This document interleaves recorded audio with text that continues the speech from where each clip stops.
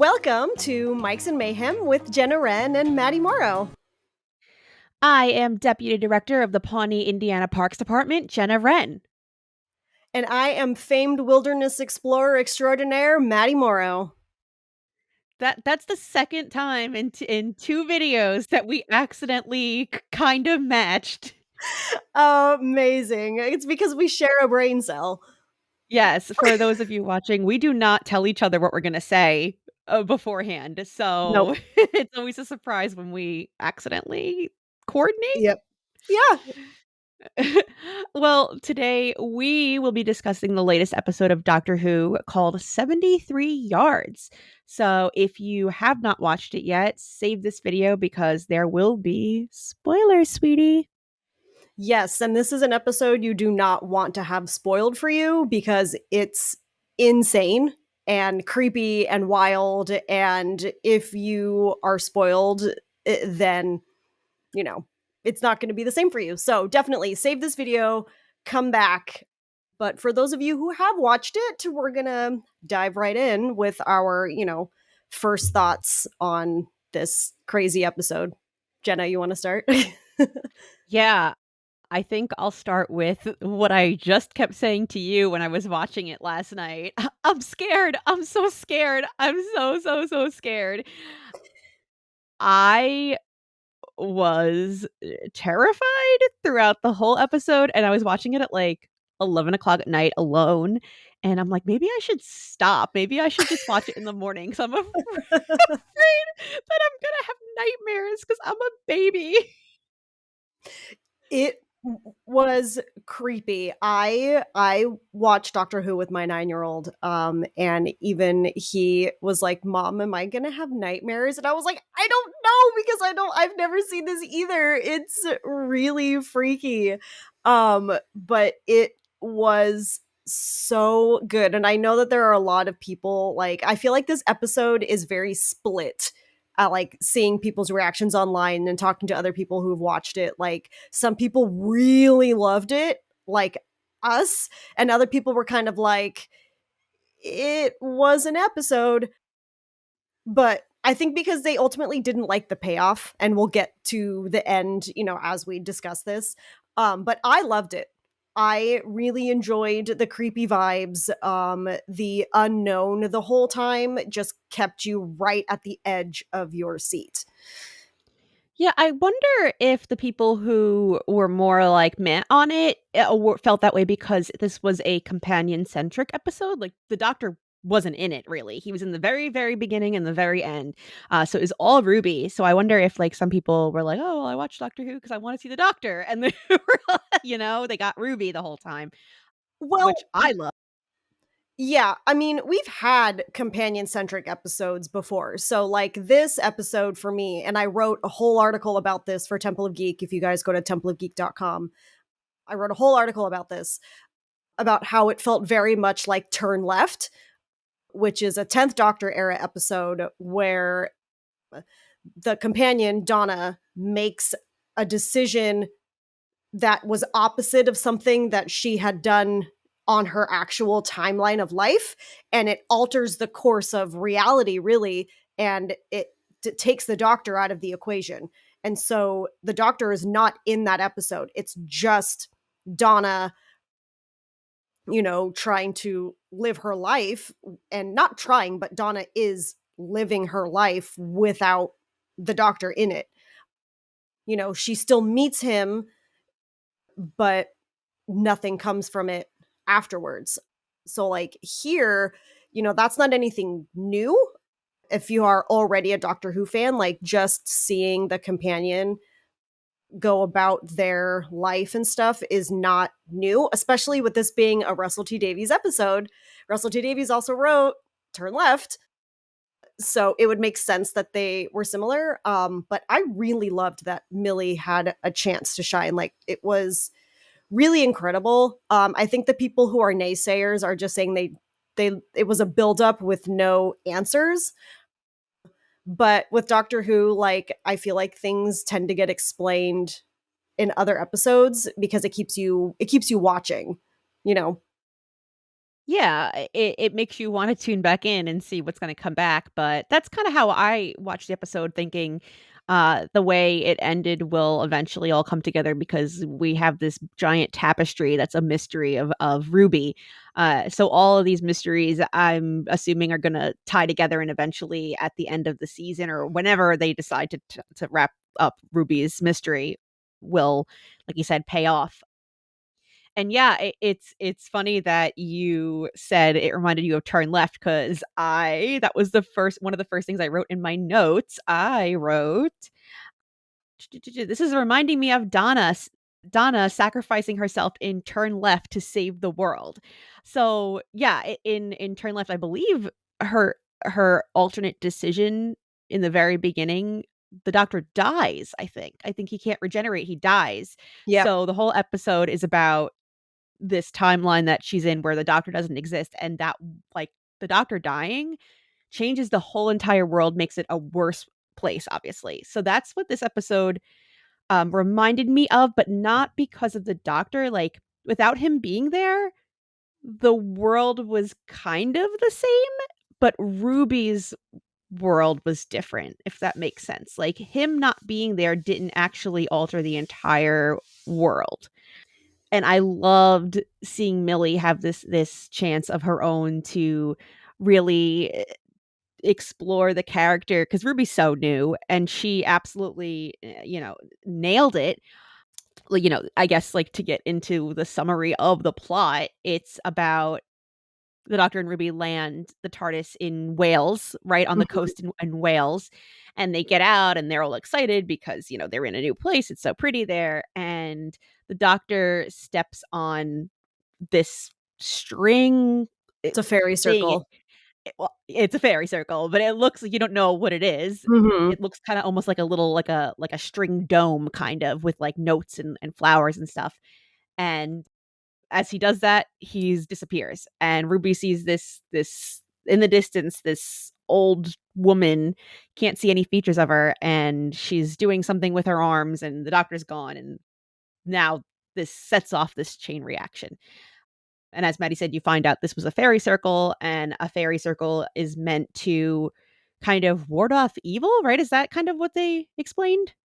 Something like that, but they kind of, like, play I feel like this episode was really cleverly written in that they played on a lot of fear, so, like, Ruby can't find the doctor, she can't get close to this woman because every time Ruby gets close, she gets farther away. And then she ends up going to this town and she starts trying to explain what happened, and they were like, "Oh my gosh, that's a fairy circle and you disturbed this and this and they're going to come for you and blah, blah, blah, blah." But they were messing with her. Like they were just kidding. They were like, I did "Ah, not you expect fell that. for it." Yeah, and here I thought it was like legit because it's that suspense, but like it was making you scared, but then it would pull that away from you. You're like, "Ha ha ha, I'm just kidding. The knock on the door is just some guy coming to deliver food for the pup." Like it was just a way to like mess with Ruby, but she's still so freaked out because A, no one believes her. Right? Like she's like, "This happened and I don't know what's going on." And they're like, "Oh, you'll be fine. Like, chill out. It's not a big deal, you know?" And then B, she can't figure out why this woman is following her. And then every time she asks someone to like go, "Can you go figure out who she is or what she's doing?" The person turns and looks at Ruby, screams, and then takes off running. You still never know what was said. By the end of the episode, you have no clue what this woman was telling people as they approached her. And that I really hope gets answered because we still have so many like mysteries surrounding Ruby. And if that's something that gets answered, that would be really wonderful because it even made her own mother turn and run. And then it was it was so heartbreaking, like for her own mom to like change the locks of her apartment. She wouldn't answer her calls. She told her to stop calling. Like she approached this woman, and she's like, hopefully, my mom can help me with this. And then she never sees her mother again. Yeah, that was the first time we see somebody who has a connection to Ruby, who's like somebody who would normally come back to Ruby, talk to this woman. Like up until that point, it's all strangers who, when they run away, there's really no consequences because they're nobody to Ruby anyway. So, it freaks her out and she's like, oh, well, I don't know what's going on and why these people are running away every time they talk to this woman. But then when it's her mother, you see the effect. You see that these people not only run away when they speak to this woman, but then they want absolutely nothing to do with Ruby. They want to act like she doesn't exist. They want to pretend they don't know her. It's this really intense reaction. So it's not just people running scared, it's people wanting to get completely away from Ruby, and you find out, that every time these people interact with this mystery woman, they say, ask her, she's the reason," and they're referring to Ruby. "Ruby is the reason I'm running away, I'm scared," or whatever. But again, you don't know why, you don't know what's being said. It's really, really creepy, and Ruby winds up having to live with this new normal. She, like, obviously loses her mother because her mother doesn't ever let her back in her house and tells her she's unwanted, this whole thing. So Ruby moves on, and Ruby lives a life without the doctor and a life with this presence following her everywhere. And I do like that they made it that other people could see and interact with this mystery woman. Because in the very beginning, I thought it was gonna wind up being, only Ruby could see her, and, kinda like, the on Donna's back, it gives me chills thinking about it, that The gross creepy, cockroach thing. yeah. Oh, yeah. Ugh, it reminded me of that, that was creepy. Woo. But yeah, everyone could see this woman, but you could not see features. And the episode is called 73 Yards because this apparition, whatever you want to call her, is always 73 yards away from Ruby. You don't know why. Is that number significant? What the deal is, but that is the whole rules of this situation. So Ruby just continues to live her life with this woman being 73 yards away from her at all times. Yeah, and, we get to see Unit in this episode, which is very similar to Turn Left. Unit is also in Turn Left, and they help Donna figure out what's going on and kind of write the timeline. But in this one, you have Kate, and obviously Kate believes Ruby, like totally knows, like, I understand, like, this isn't the first time the doctor has been gone, like, we've dealt with stuff like this before, blah blah blah, like, we are trained, we have, and then she starts rattling off all of these ways to like reassure Ruby that there's no way that they're gonna turn and run from this woman where everyone else has run, right? And they do. I as heartbroken as I was for her mother, obviously, like, that hurt so bad. But for Kate, like, the look in her eyes was terrifying. Like, she was so serious about disengaging her team and, like, getting out of there as quickly as possible, that you're just like, okay, what in the world is being said or done that Unit of all things, like, humans, yes, I can understand being freaked out by something, but for people who are highly trained to deal with these sort of things, who have all of these, like, psychic trainings and blah blah blah, what, I don't remember exactly, like, what she said they had, but, like, and for them to just boop, gone, they took off running. And, like, it comes back to that theme that we keep talking about with fear. So this episode didn't have any music. Not There wasn't even any music in the introduction. They didn't have the intro theme song for the show happen in this episode. So there was no music. There was no snow. Actually, at the very end there was. At the very The end, end, there was when the music, we'll doctor get came there. back. Yeah, that's right. That's No, right. when Ruby was, an old woman in her bed, it was the, theme that they've been playing for Ruby over and over again when she's an old woman in her bed. Oh, yeah, that's right, but there was nothing, like, throughout the episode, like, Right. there was no music, and then she brings up the snow, like, when she's an old woman, so she goes 65 years without the doctor, like, she lives 65 years of her life with as just this new normal with this woman, that she can't figure out, you know, and she mentions the snow, she's like, "I used to be able to make it snow."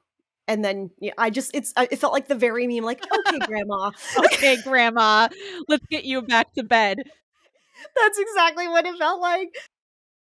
And so there was no snow, there was no music except for, the very end, but the fear was there the entire episode. And so I don't know if that means the snow and the music are related to Ruby with the doctor around, or, because I feel like the snow happens when something bad is happening to Ruby, right? But Ruby wasn't the one in danger this episode. Like, there was no imminent threat to Ruby as a person. Like, yes, you have the whole, like, terrible man running for prime minister, right? Like, you have that whole threat, and she stops this man from being elected by using the woman 73 yards away from her, and then he freaks out and runs. And so, like, she ends up saving the world, whatever. But that doesn't solve the problem, you know? But Yeah. then there's no threat to Ruby at all. Right. She just continues the rest of her life Mhm. normal with this thing following her. But there was snow in the very beginning. There was some snow falling in Wales right after the doctor stepped on the fairy circle and the lady appeared. There is snow briefly, and then that was it. So, as you're mentioning this, like, is this stuff related to the Ruby and the doctor? I wonder if it's more just related to Ruby, because then you see this moment with the snow and the moment at the very, very end with the music as she's an old lady, dying in bed. These things are shown just with Ruby. So I wonder if, like, also these things and the fear are all caused by Ruby, because, like, why else would this doctor be more fearful than his predecessors if not for the person he's with? Like, is it all Ruby? Why? What is it that she's creating? And she even scared Maestro. The Maestro was like, "I don't even want to deal with this thing. Like, I don't know what she is." So, I'm curious to know. And, like, in the end, okay, so the scene the scene that really, really freaked me out was the end when Ruby's an old lady in her bed or whatever, and the light goes off. She turns the light off, she's going to sleep, and the light starts to, like, flicker, and the doors open a crack in her room, and she turns the light on, and the creepy lady is standing at the foot of her bed. Oh, I'm gonna get chills just talking about it. And then it flickers dark and she's closer, the lady's closer. And it happens like 3 times, I think, and the lady's closer and you don't see any facial features. It's kind of almost at first I thought it was the back of her head. I was like, "Oh, it kinda looks like it's the back of someone's head," but then I was wondering if it was the front and that's, like, just the hair, but it gets closer and closer to old Ruby, and then at the like, Ruby's kinda reaching out, and then she almost looks scared at the very end, and then it all of a sudden switches back to the very beginning when the Doctor and Ruby are getting out of the TARDIS in Wales, and it's from the point of view of this mystery woman, and it's Ruby's narration saying, "Oh my gosh, look at me, I was so young, look," like, and she's reaching her arms out. So, I was like, the whole time, was this lady Ruby? Was this lady future old creepy Ruby, warning young Ruby? She says, "Don't step." That's what the lady, which I assume then at that point is Ruby, says, "Don't step," and young Ruby hears it, tells the doctor, "Don't step," and the doctor doesn't step on the fairy circle. Stops this whole timeline from happening. So what do you think? Do you think this old lady is supposed to be, or this creepy lady is supposed to be old Ruby? Like, That was my first thought because it makes it look like it's Ruby because of the way it flashes towards her and the whole don't step thing as a warning. But it doesn't make sense to me for old Ruby to say something to her mother to make her run in fear. You know what I mean? Like, if Ruby doesn't know who or what she is, how can she live 65 years of her life and then go around warning people of who she is and what she is? Like, that doesn't make sense to me.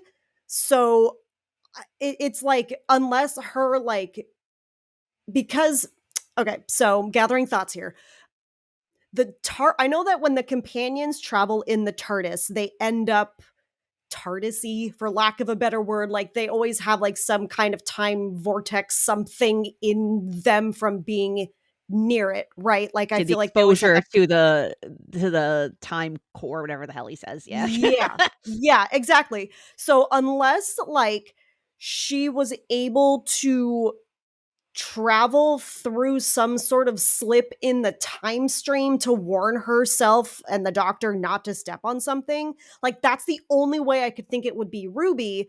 And then they don't step on it and the woman is gone, like that kind of a thing, right? So like, if it is Ruby, why was she telling all of these people something so horrifying to isolate her younger self, you know like, and then living her life and turning around and doing it again. You know what I mean? Like, why would she be saying something so horrific to people to get them to leave? Because she lives her life in isolation, basically. Like, she like goes on dates and she like has a house and she's volunteering because she doesn't want this guy to become a prime minister.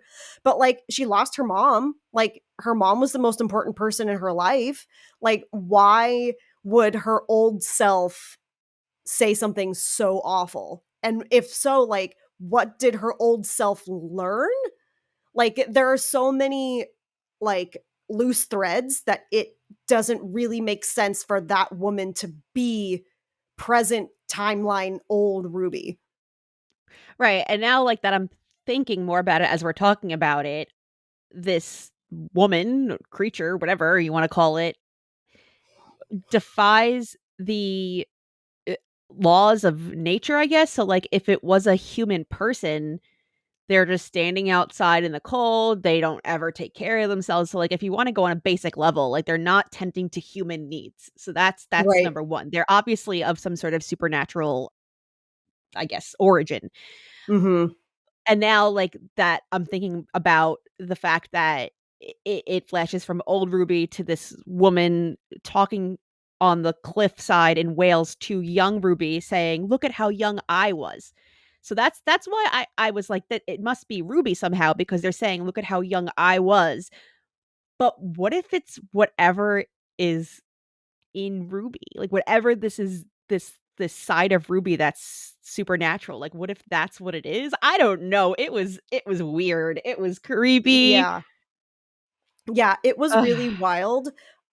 But I will say another thing that I really appreciated about this episode is that they played into the whole stepping on a butterfly thing. So in Space Babies, Ruby gets out of the TARDIS and she's like, "Is this one of those things where if I step on a butterfly, I'm going to change all of reality?" And the doctor's like, "Pfft, what? Like, you would have to go out of your way to step on a butterfly, Ruby. Like, come on now." And then, of course, she steps on one.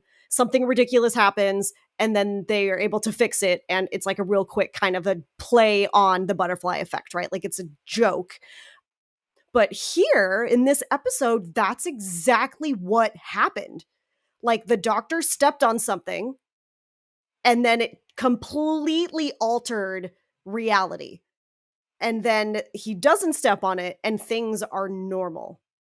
Yep. So it's very interesting, and it, like, again, I wrote about this in my Temple of Geek article. Like, it begs the question, like, can does Ruby have the ability to alter timelines somehow? Like, can she cause these problems if they're not more careful? Right. It's again reminding me of the crack in the wall Mhm. and Donna being the most important person in the universe. Like those 2 companions specifically, I would say Amy and Donna had those centralized points about them, you know? So, like, that's what this is all reminding me of, and even, like, going back to the whole turn left thing, when the woman who maybe is some sort of deviation of Ruby, I don't know, when she said, "Don't step," the first thing I thought of was turn left. So, that too really harkened back to that episode, and you also had a little throwback to the idea of or the quote of spoilers because the doctor started talking about this future prime minister, and he was like, "Oh, wait, this isn't the right time yet. Spoilers." And I was like, "Oh, that's cute." It's, giving a little nod to River. But I will say that when the doctor mentioned this prime minister, I didn't think it was gonna be a plot point. I thought it was just, like, one of the doctor's throwaway things about the future, and then it came back, it came back throughout the whole plot point that was, like, Ruby trying to save the world, and even though she did, it didn't solve her problem. So there's so many questions, so many questions about this. Like, I don't know. It's again all connected to Ruby somehow and what she is, what her parentage is, her background. So I guess we just have to wait and see. Yeah, it's interesting that you bring up the spoiler thing because, the doctor does sometimes talk about things that happen in the future. This isn't the first time he's like said, "Oh yeah, you humans do X, Y, and Z in the year blah blah blah," and the companions are like, "Pff, okay." And so like he says the thing about the prime minister, and then it ends up being the Mad Jack person or whatever that like supposedly died many many years ago when the people in the pub were trying to scare Ruby when she was explaining what happened. But it ended up all being connected. Like, yeah, the people in the bar were just kind of messing with her, but like they gave her the term that she used to describe the 73 yards thing, sempre distance or something like that, right? um like you can't get close, but they're not that far. Like that came up. The the the person, the prime minister guy that the doctor referenced, and then they referenced in the pub, and then you see, Ruby thinks, okay, well maybe if I stop this guy from becoming prime minister, then this weird thing will leave me alone, because that's how she connected the dots. She read this paper, it mentioned this guy. They talked about him. Oh, it's this guy. Now my problem is fixed. And then that wasn't the issue. And I kind of love that that wasn't the problem. Like Yeah. I feel like that would have been too easy for it to just be, okay, this guy is not in power. Boom, problem solved. The doctor's back. I was kind of expecting that in a way, because I was like, okay, she solved the problem. She solved the puzzle. Great. Like, good job, Ruby. But then that wasn't it.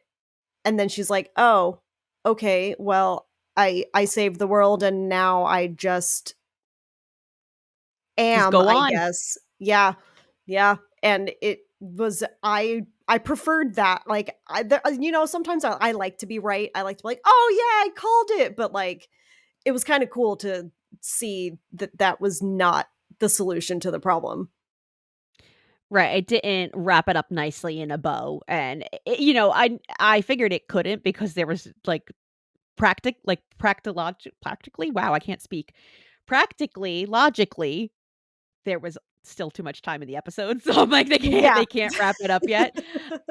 So, I didn't know where it was gonna go. I like that she kinda lived a normal life, and something else I really liked in this episode, and, big shout out to the makeup department, is they didn't make her look, like, decrepit because she was 40, like, that was great. Mhm. It's nice to see that they're like, yeah, she's gonna probably look mostly the same when she's 40 as she is when she's 20, so that was just a little thing that I really appreciated.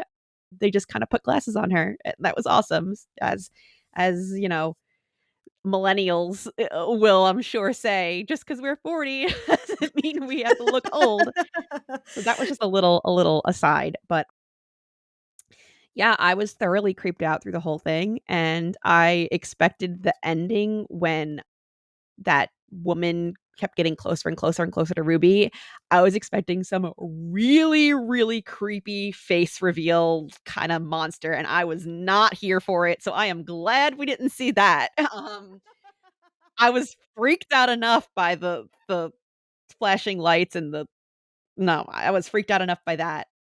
Kind of like I'll never forget when I first watched oh my gosh, I have Blink in my head, but it wasn't Blink. It was with Peter Capaldi and the kids, the don't was it called Oh, what was it yeah, the one, called? like, don't look I forgot the episode title, but where they, like, don't look under the bed, like, with the monsters under the bed, that one? No, oh, yes, Yeah. that one, I Ah. cannot like, as much as Blink is, like, freaky and the angels are always freaking me out, like, nothing scared me like the idea I'll never ever forget watching that episode. I watched it at my aunt's house and was gonna drive home afterwards, and I remember just the scene with the silhouette of the child on the bed, and I was like, "Oh, hell no," and then I was afraid to and granted, I was, like, in my early to mid-20s at this point, I was not a child.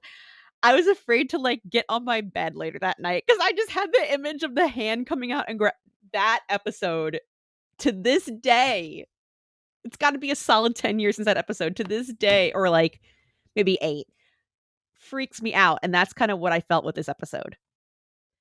Yeah, if we're talking about episodes that scare us every single time, it's for me, it's Silence of the Library, Ugh. Silence in the Library or, Forest of the Dead. Yeah, those episodes, I will never, ever, ever forget. So those episodes came out, I was in high school, because those were David Tennant episodes, season 4, early mid 2000s. And that one, when the lights flicker and there's shadows, like that's how you know the Vashta Narada are gonna get you, right? And I would just have, unfortunately, like as an ADHDer, you get that like one line stuck in your head on loop and you can just hear it. And it was a constant annoyance of, hey, who turned out the lights? Hey, Ugh. who turned out the lights? And I would have to run through my house turning on all the lights, like after I watched that episode. And then like, of course, my dad, being the troll that he is, would turn the lights back off and start saying, "Hey, who turned out the lights?" So, so creepy. But yeah, Ugh. 73 yards, like this one, like definitely from the get-go was really, like, really, really creepy and left so many things unanswered. But I'm not upset about the fact that we don't have answers. I'm not upset about it because I feel like we're gonna get answers Yeah. at some point for at least who Ruby is, and then maybe we'll go back and go, "Oh, that's why in this episode it was like this, and this," you know? Yeah, I agree. I think this is all a big setup to the payoff of whatever is going on with Ruby. And I mean, from a writer's perspective, I wonder if like this season is going to be about all these mysteries, and then it will end with finding out the truth of what Ruby is, and then going forward, maybe next season will be navigating the two of them traveling and living with whatever it is that's going on with her, and either struggling with it or using it to their advantage or whatever there is going to happen.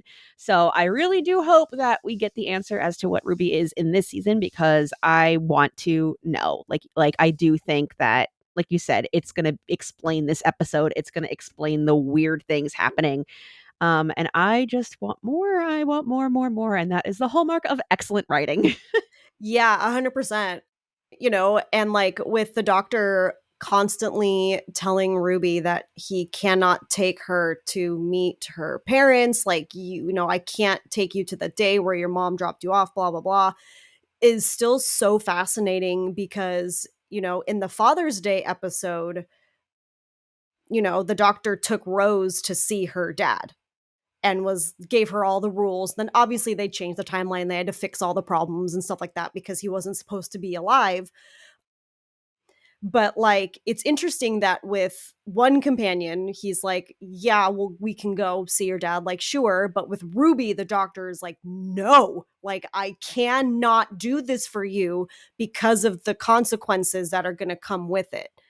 So it's like she's got some lineage that is messing with things. So, yeah, like you said, gimme, gimme, gimme. I want to know. I mean, if she's, like, part some sort of Time Lord, it could explain some of the wibbly wobbliness, but who knows? There's a lot of possibilities, a lot of question marks, and a lot of theories, that if we start rambling about, we'll be talking about for, like, 4 hours. So, Yeah. I think I think we hit all the points on the head here for 73 yards, right? I think so. I think, another little thing that I did notice in 73 Yards was like the memorial of the TARDIS. And that kind of reminded me of the memorial for Clara when they turned the TARDIS into a memorial. But what I thought was interesting was the doctor disappeared, but the TARDIS didn't, So like the doctor was still in existence in that reality somewhere because the TARDIS was still there. So where did he go? Can the TARDIS not exist if there's no doctor? Is that, like, established? If the doctor doesn't exist, the TARDIS doesn't exist?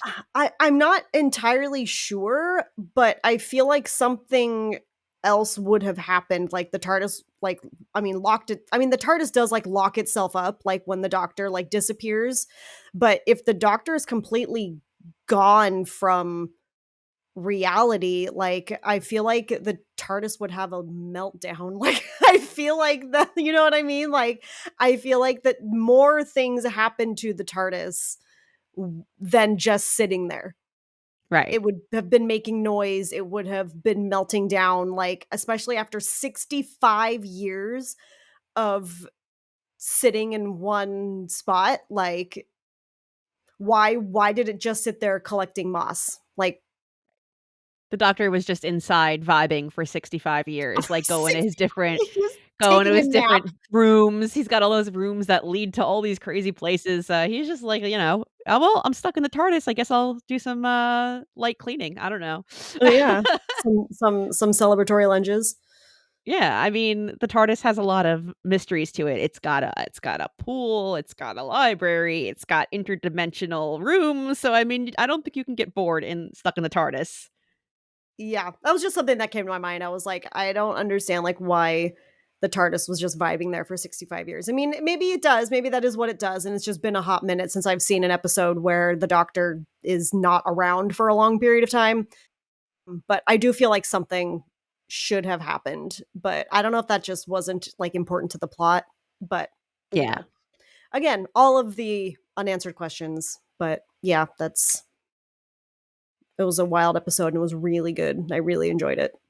Yeah, I did too. I, thankfully was able to sleep afterwards, so I was Yes. able to go to bed. Yes, same, and my kid did not have nightmares, so Yeah, we're good yeah. there. We also want to mention, I think we mentioned this in our previous video, but we have recently launched a Patreon, right, Maddie? Yeah, so if you are interested in supporting us, more than just subscribing, which we really, really do appreciate for those of you who are here and watch our videos and subscribe to our channel, and if you would like to help fund the chaos a little bit more, more mayhem for you, we have a Patreon. We have multiple tiers named after ice cream because we are ice cream fiends and it just felt right. So, yeah, we'll have the link in the description of our videos for you. Yeah, and we appreciate the views, we appreciate the comments, likes. You can follow us here on YouTube. You can follow us at Mikes and Mayhem on Instagram and TikTok. Again, you can check out our Patreon also under Mikes and Mayhem. I believe it's actually Mike's N, letter N, Mayhem, if you're searching on Patreon, because you cannot use an ampersand. So, yeah, they don't like ampersands. Oh, okay. Well, it works out, but yeah, so there you It does. So go. yeah, you could find us all over the place. But yeah, so thank you for watching and coming along for the mayhemiest ride, right? Yeah, for the impromptu Doctor Who reviews, that were But, we talk things all, pop culture, we talk about anime, and, we do character deep dives, so, yeah, stay tuned for much more mayhem, and if you subscribe to our channel, that would be fantastic too. Yes, and without spoilers, we have some fun stuff coming up in the next like month, 2 months. So definitely stay tuned and stick around for some fun things that we can't talk about. Yeah, secrets. Hee hee hee hee hee.